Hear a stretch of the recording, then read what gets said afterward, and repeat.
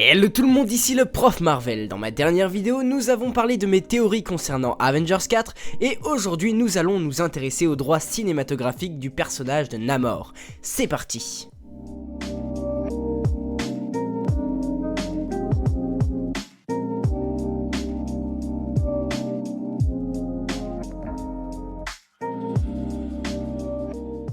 Namor, prince des mers et anti-héros iconique de chez Marvel, de nombreuses rumeurs se sont toujours faites sur le personnage quant à son adaptation dans le Marvel Cinematic Universe. Et pour cause, le film Iron Man 2 laissait supposer son existence dans un de ses easter eggs.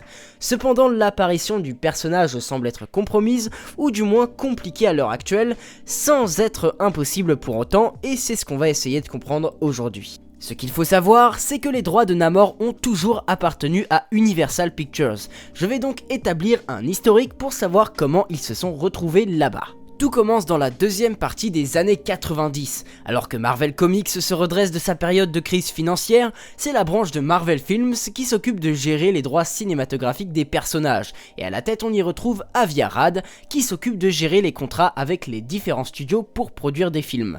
C'est dans cette période, au moment où les comics reprennent du galon, que Marvel vend ses droits cinématographiques de personnages et c'est à ce moment que les droits de Namor sont vendus à Universal.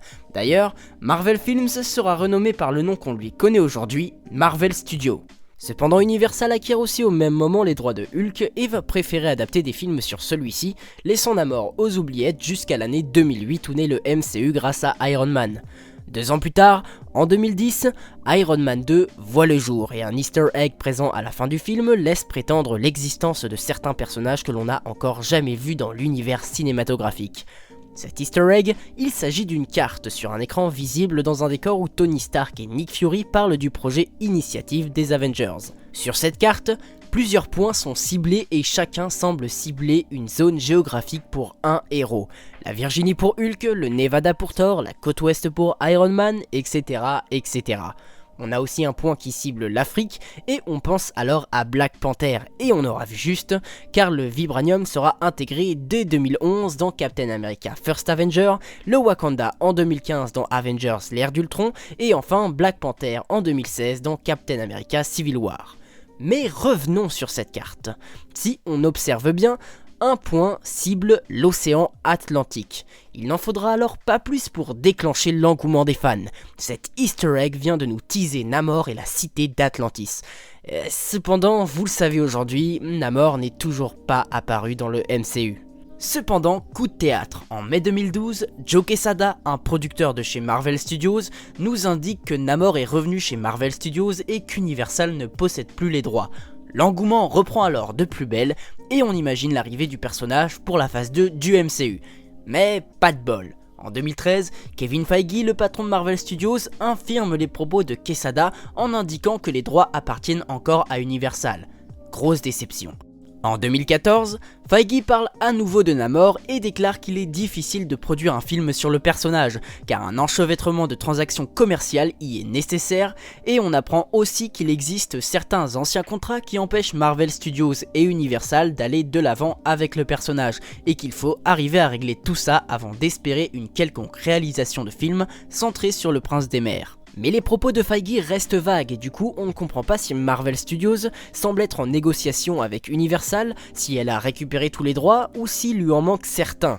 Malheureusement, on n'en sait pas plus et les droits cinématographiques sont de toute façon très complexes à comprendre. Il faut savoir qu'il existe plusieurs types de droits, comme ceux d'adaptation, mais aussi de distribution par exemple. Donc, lorsque Feige nous dit qu'il y a certaines choses qui compliquent l'adaptation d'un film, il est possible, par exemple, que comme à l'image de Hulk, Marvel soit uniquement en possession des droits d'adaptation, mais qu'Universal détienne les droits de distribution, et dans ce cas-ci, le film ne pourra pas voir le jour si Universal refuse de distribuer le film. Et contrairement à Hulk, il ne semble pas y avoir d'accord entre Universal et Marvel qui autorise Marvel à se servir de Namor sur certaines conditions. Sinon, je pense qu'on aurait déjà eu le droit à au moins un caméo du personnage.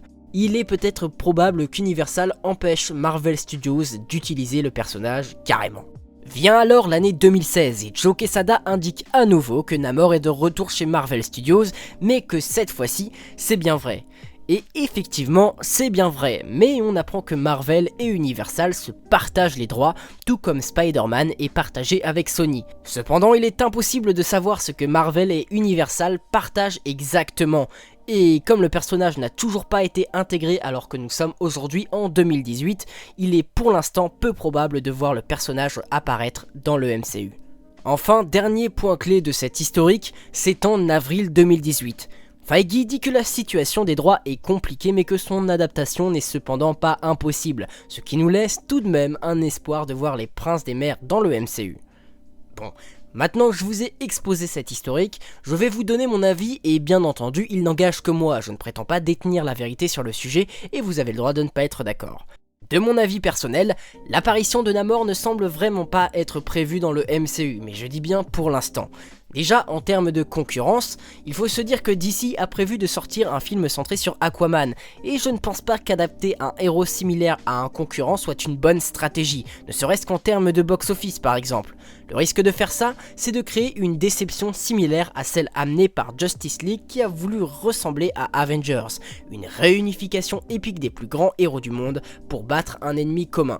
Le problème est que, à la différence de DC, Marvel a travaillé cette venue sur le long terme, ce qui n'est pas le cas de DC qui s'est trop précipité et n'a pas pris le temps de poser son univers ciné comme il faut. Donc sortir un film sur Namor alors qu'un film sur Aquaman est prévu à l'opposé, ça serait à mon avis faire une erreur qu'a déjà faite la concurrence. C'est principalement pour cette raison que je suis convaincu que Marvel attendra quelques années avant d'amener Namor dans le MCU, et si c'est le cas, le film aura sûrement moins de chances de se louper que s'il sortait maintenant. Mon deuxième argument sera qu'aujourd'hui, même si dans le monde des comics, Namor est un personnage grandement apprécié, le grand public s'est habitué aux films et pas forcément aux comics, et par conséquent, il ne connaît pas forcément Namor, et je sais que ça peut déplaire aux connaisseurs, mais malheureusement c'est une réalité.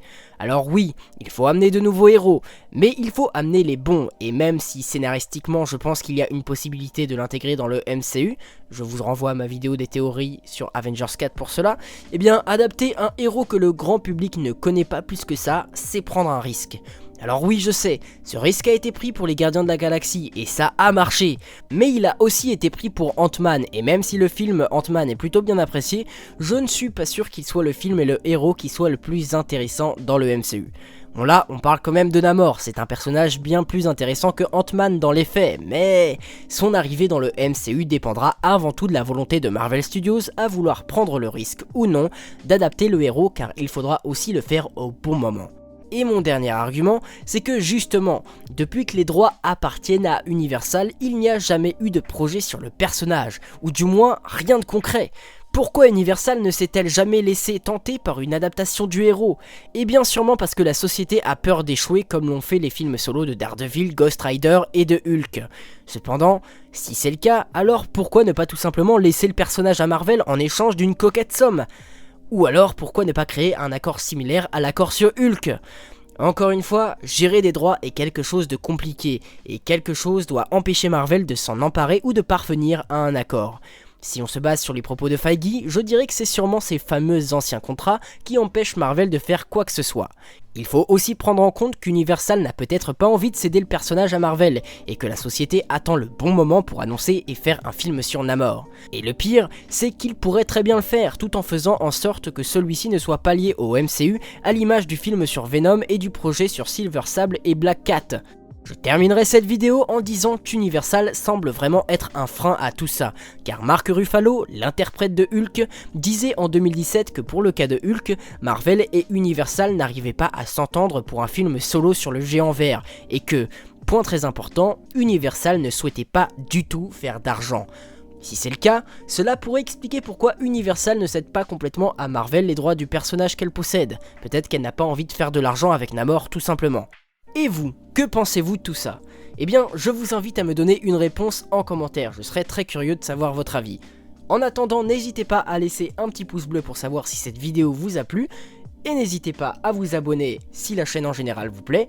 Quant à moi, je vous dis à la prochaine pour une nouvelle vidéo, ciao!